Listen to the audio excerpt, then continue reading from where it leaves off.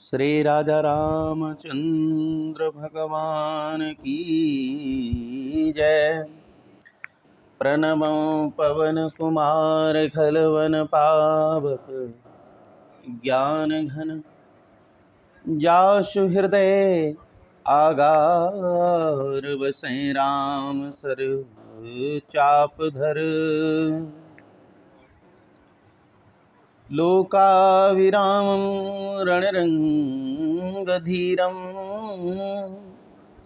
राजीवनेत्रं रघुवंशनाथं कारुण्यरूपं करुणाकरन्तं श्रीरामचन्द्रं शरणं प्रपद्ये। नारायण। बोलिए श्री सद्गुरुदेव भगवान की जय। आप सभी भगवान के प्रेमी श्रोता भक्तजन हमारे साथ में श्री रामचरितमानस के अयोध्या कांड का श्रवण कर रहे हैं, और जिसमें प्रसंग है कि भगवान इस समय चित्रकूट में निवास कर रहे हैं। तो जितने भी पर्वत हैं, जितने भी वन हैं, जितनी भी देव नदी हैं, जितने भी वृक्ष हैं, पशु पक्षी जीव जंतु आदि जितने भी हैं, वो सभी नारायण हरि, वो सभी उस चित्रकूट की बड़ी प्रशंसा कर रहे हैं। क्यों? क्योंकि जिस स्थान पर प्रभु श्री राम जी विराजमान हैं, वही स्थान सबसे श्रेष्ठ है, वही पर्वत सबसे श्रेष्ठ है। तो लक्ष्मण जी के साथ में और माँ सीता जी के साथ में प्रभु श्री रामचंद्र जी अपनी उसी पर्ण कुटी में बड़े शोभायमान होते हैं। जैसे इंद्रदेव अपनी पत्नी के साथ, अपने पुत्र के साथ अमरावती में यानी अपने स्वर्ग लोक में रहते हैं, उसी प्रकार वहाँ की शोभा हो रही है। तो जोग बहि प्रभु सिया लख नहीं कैसे, पलक बिलोचन गोलक के जैसे, सेवहि लखन सिया रघुवीर हैं, जिमे अविवेकी पुरुष शरीर हैं। प्रभु श्री रामचंद्र जी, सीता जी और लक्ष्मण जी की आहा, यानी प्रभु जी सीता और लक्ष्मण की कैसे देखभाल करते हैं, जैसे पलकें नेत्रों के गोलकों की। इधर लक्ष्मण श्री सीता जी और श्री राम जी की ऐसी सेवा करते हैं महाराज, जिस प्रकार जैसे अज्ञानी मनुष्य शरीर की करते हैं ना, उसी प्रकार, यानी प्रेम पूर्वक, बड़ी आसक्ति के साथ, बड़ी लगन के साथ।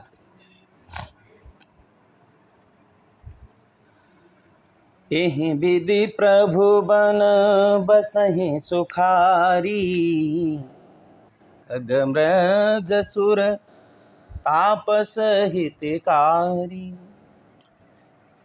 कहिहु राम बन गबन सुहावा, सुनहु सुमंत्र अवध जिमि आवा। पक्षी पशु देवता और तपस्वियों के हितकारी प्रभु इस प्रकार आनंद से वन में रह रहे हैं।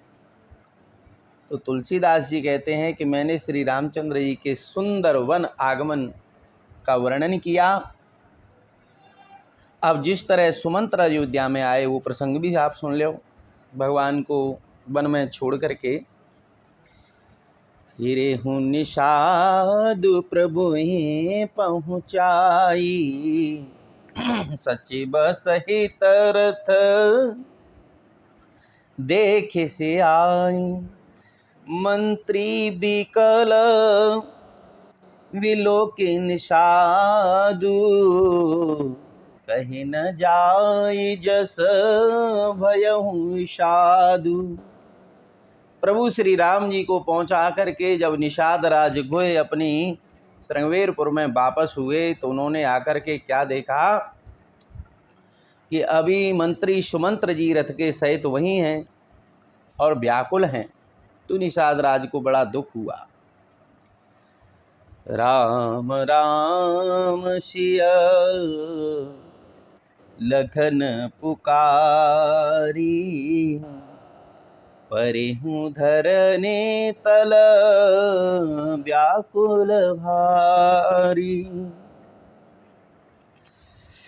देखी दखिन दिसे हयहि नाई, जन बिनु पंख बिहग अकुलाहि। अब निषाद राज जी अकेले आए तो सुमंत्र यानी मंत्री जी हा राम हा सीते हा लक्ष्मण कहते हुए व्याकुल हो गए, धरती पर गिर पड़े। रथ के घोड़े दक्षिण दिशा की ओर यानी कि जिधर श्री राम जी गए उधर ही देख करके हिनहाने लगे, पुकारने लगे, मानो बिना पंख के पक्षी व्याकुल हो रहे हों। नहीं तृण चरहि न पियई जलु, मोचहि लोचन बारि। व्याकुल भयई निषाद सब, रघुवर आजि निहारि। सियावर राम जय जय राम। वो न तो घास खाते हैं ना पानी पीते हैं, केवल आँखों से आंसू बहा रहे हैं। और श्री राम जी के घोड़ों को इस दशा में देख करके निषाद राज व्याकुल हो गए। हो धर धीर जो तब कहि निषादु, अब सुमंत्र परे हरहु विषादु। तुम पंडित पर मारथ गाथा, तुम पंडित पर मारथ ज्ञाता। धरहु धीर लखे विमुख विधाता। तब धैर्य धारण करके निषाद राज ने कहा कि मंत्री जी अब विषाद को छोड़ दीजिए। अरे आप तो ज्ञानी पंडित हैं, परमार्थ के जानने वाले हो। ये काल, ये समय विधाता को प्रतिकूल जान करके धैर्य धारण कीजिए। विविधि कथा कही कही मृदुमानी, रथ बैठारे हूँ बरबस आनी। शोक शिथिल क्रतु सकई न हाकी, रघुबर वीरह पीर उरबाकी। कोमल वाणी से भांति भांति की कथाएं कह करके निषाद राज ने जबरदस्ती ला करके सुमंत को रथ पर बैठा दिया। लेकिन शोक के मारे मंत्री जी इतने शिथिल हो गए कि रथ को कैसे हाँकें। उनके हृदय में श्री राम जी के विरह की बड़ी तीव्र वेदना है। चरफराही मग चलहि न घोरे, वन मृग मन हो आनि रथ जोरे। अड़ुकी परहि फिरे हेरहि पाछे, राम वियोगे विकल दुख ताछे। घोड़े तड़फड़ाते हैं और रास्ते पर ठीक से नहीं चल रहे हैं, मानो जंगली पशु ला करके रथ में जोड़ दिया जाए तो उसे क्या पता कैसे चलना है। तो श्री रामचंद्र जी के वियोग में घोड़े उसी प्रकार इधर उधर ठोकर खाते हैं, गिरते हैं, लौट लौट करके पीछे की ओर देखते हैं। जो कह राम लखनु बैदेही,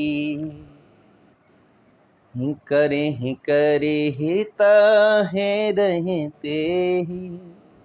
बाजी बिरह गति कह के मजाती, बिनु पनि बिनु मनि फनिक विकल जे भांति। जो कोई राम लक्ष्मण या जानकी का नाम लेता है तो घोड़े उधर ही देखने लग जाते हैं, और घोड़ों की विरह की दशा है वो कहीं नहीं जा सकती, क्योंकि जो हृदय का अनुभव होता है वो वाणी कैसे बोल सकती है उसको। ऐसे व्याकुल हैं जैसे मणि के बिना सांप व्याकुल होता है। श्री राम जय जय राम, श्री राम जय जय राम। भयहु निषादु विषाद वस देखत सचिव तुरंग। बोलि सुसेवक चारि तब दिए हैं सारथी संग सियावर राम। जय जय राम मेरे प्रभु राम सीताराम। इस प्रकार मन में रहने का जो प्रसंग था, जिस आनंद के साथ प्रभु श्री राम जी और निषाद राज जी रह रहे थे, वो प्रसंग गोस्वामी जी महाराज ने प्रस्तुत किया। इसके बाद में जब निषाद राज लौट करके अपने श्रृंगवेरपुर में आए तो वहाँ मंत्री सुमंत्र जी की हालत को देखा कि वो रथ नहीं हाँक सकते, हाँकने की स्थिति में नहीं है, उनको बड़ा विषाद है। तो निषाद राज ने अपने 4 उत्तम सेवक बुला करके सारथी के रूप में और रथ पर सवार किए, विदा किए। मंत्री सुमंत्र जी को अयोध्या की ओर विदा करते हैं। इसी के साथ ये प्रसंग पूरा हुआ और अब दोहा नंबर 143 से 147 तक सुमंत्र जी का अयोध्या को लौटना और सब और शोक ही शोक डेरा डाले हुए है। ये प्रसंग आपको अगले समय में सुनाएंगे। बोलिए सियावर रामचंद्र भगवान की जय।